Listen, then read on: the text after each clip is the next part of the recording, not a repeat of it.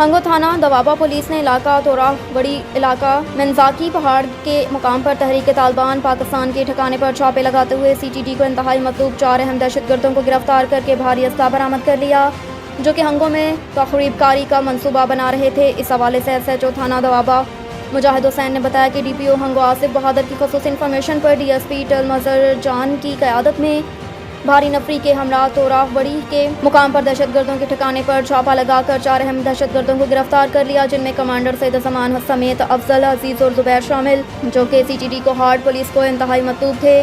गिरफ्तार दहशतगर्दों से heavy machine gun RPG-7 गोले, तखरीबकारी के लिए इस्तेमाल होने वाली ID समेत 3 कलाशनकोफ, 4 दस्ती बम और अफगानी मोबाइल सिम से 4 मोबाइल फ़ोन से मुख्तलिफ किस्म की कारतूस बरामद कर ली। SHO के मुताबिक गिरफ्तार दहशतगर्द हंगो में तखरीबकारी के लिए मनसूबे बना रहे थे। ताहम DPO हंगो की बेहतरीन और बरवक्त इत्तला पर